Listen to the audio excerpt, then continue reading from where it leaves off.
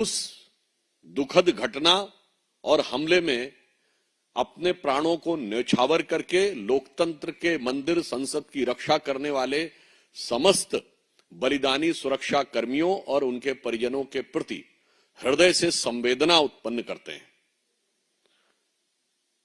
और यह भी याद दिलाता है कि उस दुखद हमले के बाद जब सर्वोच्च न्यायालय ने उसके मुख्य आरोपी और कर्ता धर्ता अफजल गुरु को दोषी सिद्ध कर दिया था, इसके बाद यूपीए सरकार ने 7 वर्षों तक उसकी फांसी को तकनीकी आधार पर लटका के रखा था।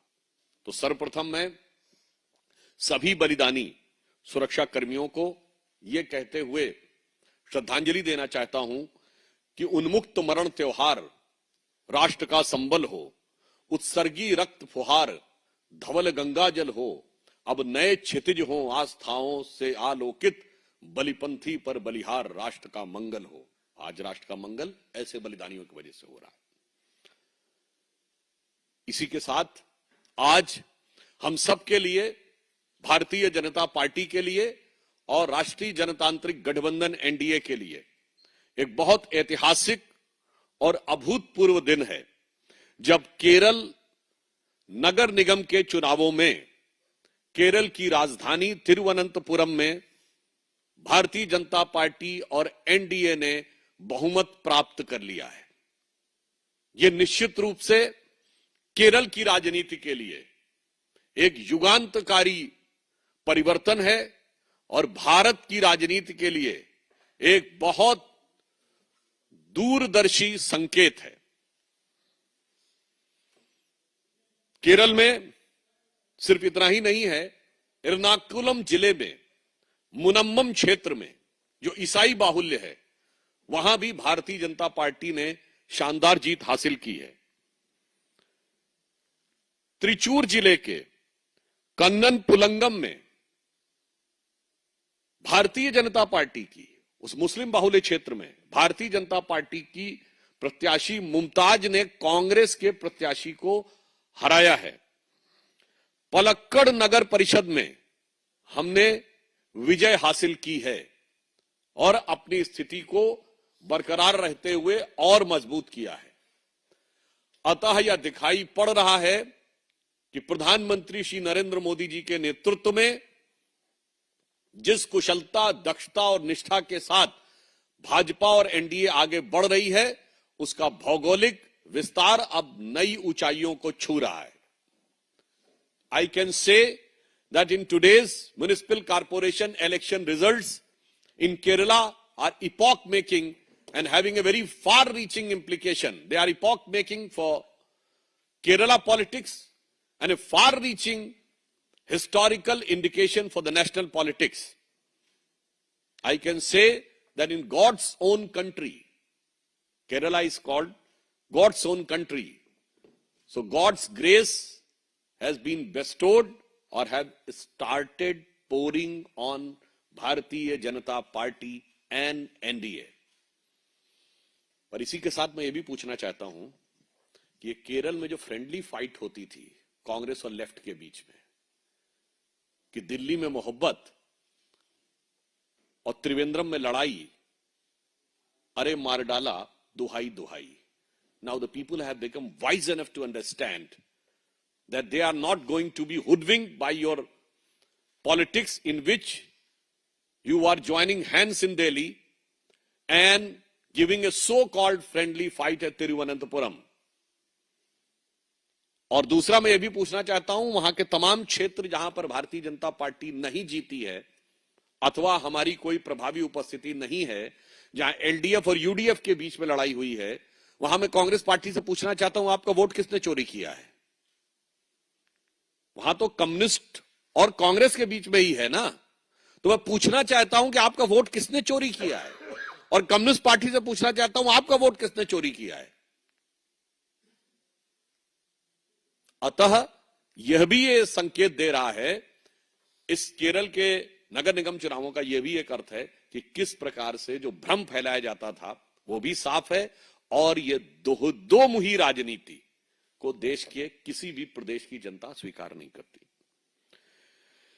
तीसरी एक दुखद घटना जो कोलकाता में हुई, जहां पर भारत के लिए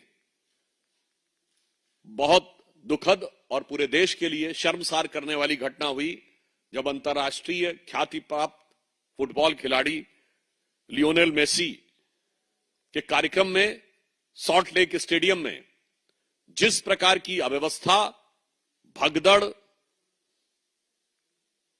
और वितंडावाद हुआ, उससे सिर्फ कोलकाता नहीं, पश्चिम बंगाल नहीं, हर भारतीय का सर शर्म से झुक गया। पश्चिम बंगाल की मुख्यमंत्री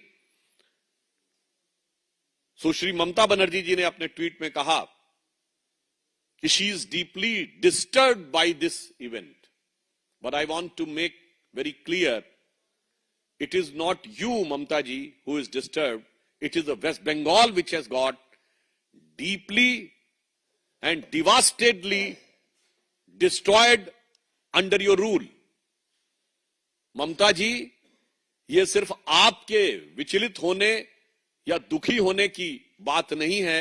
आपके शासनकाल में पश्चिम बंगाल जिस दुखद और दर्दनाक स्थिति की तरफ पहुंच गया है, यह घटना उसका प्रमाण है। और इसके साथ मैं विपक्ष से पूछना चाहता हूं कि इस प्रकार के आयोजनों में ऐसी अव्यवस्था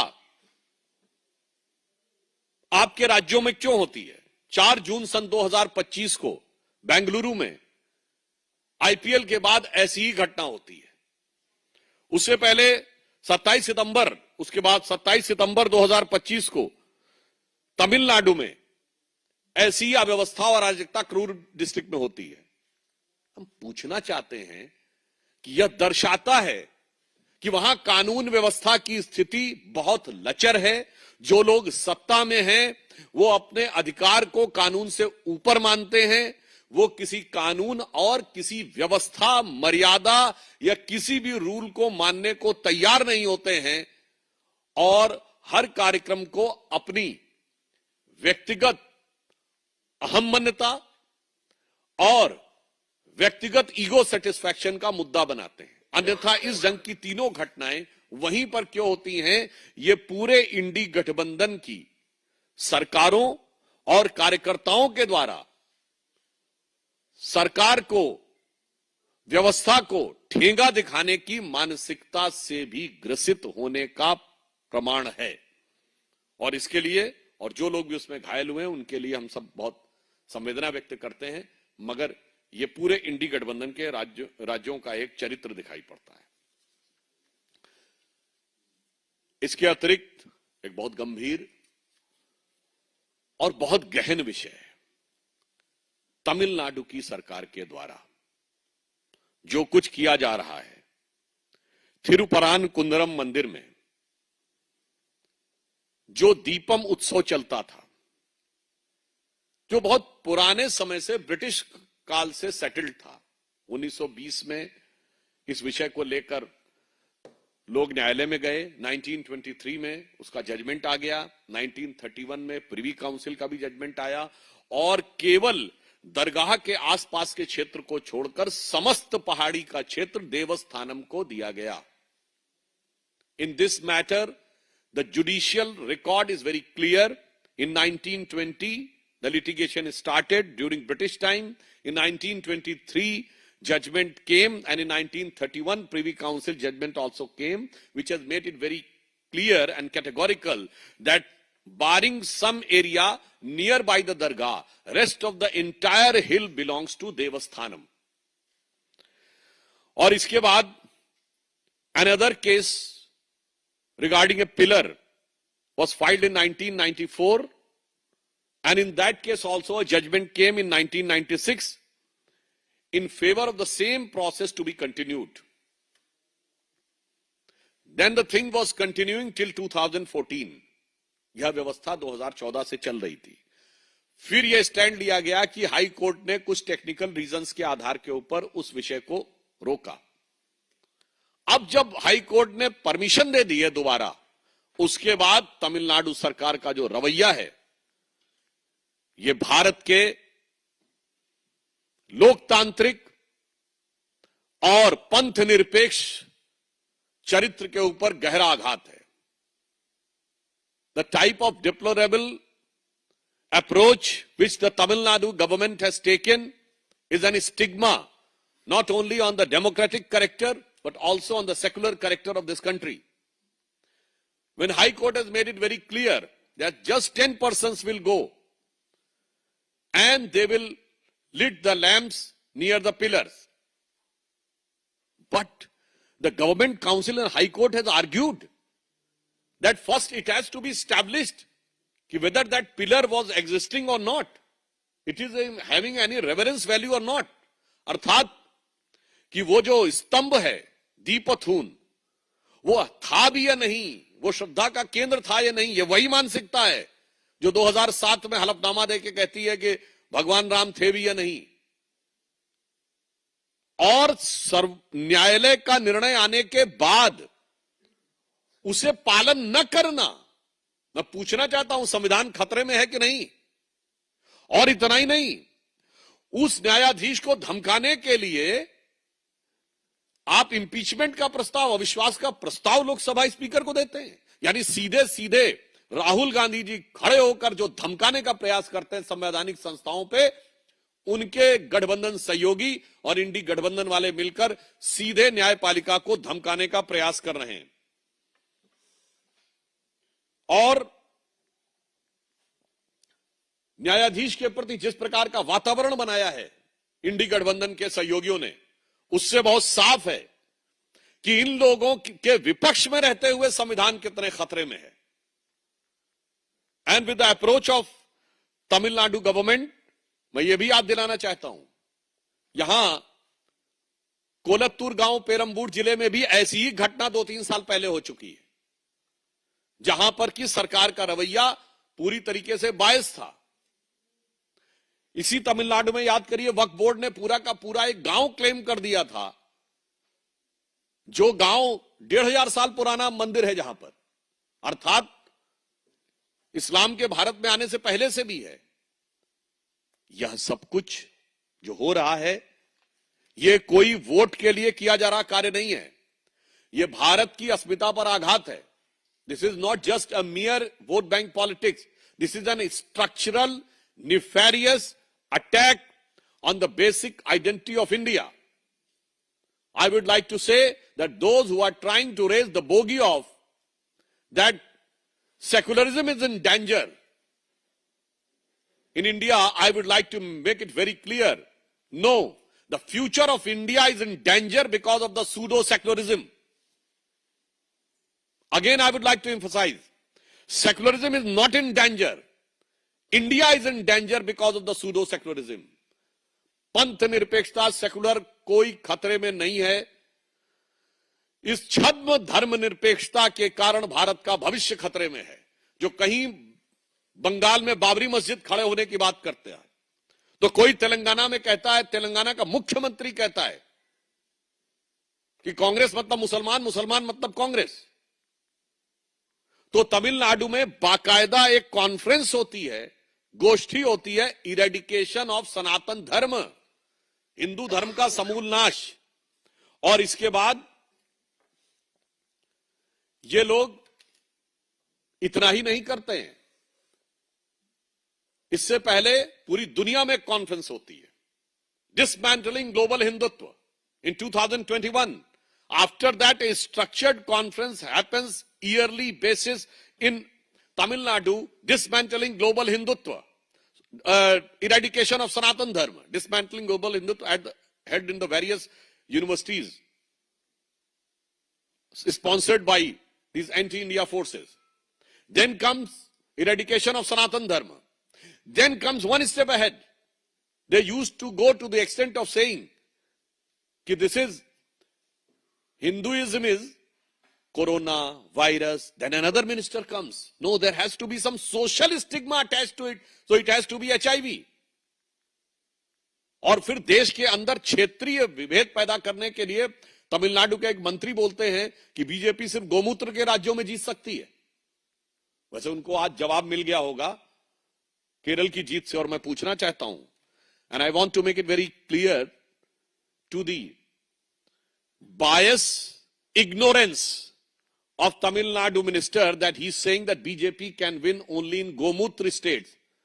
So Gomutra is having a patent in US for antifungal, antibacterial, medicinal treatment.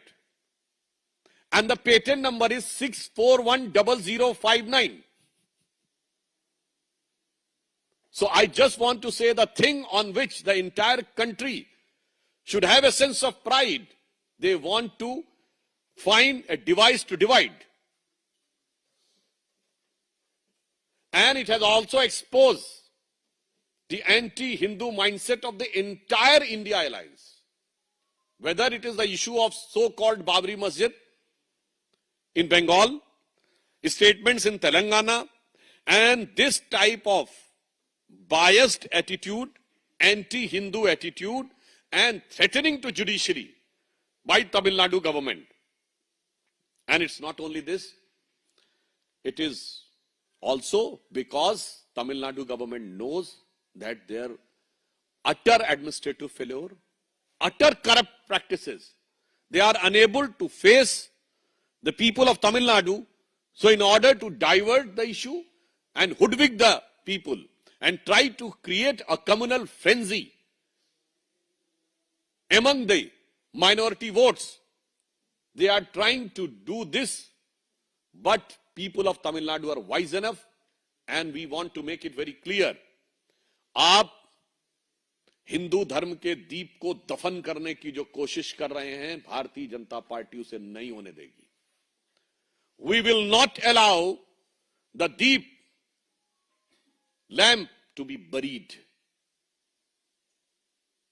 And not only Tamil Nadu, the entire country is witnessing this very cautiously and keeping an strict vigil over the situation, and they will give an appropriate reply at the appropriate moment.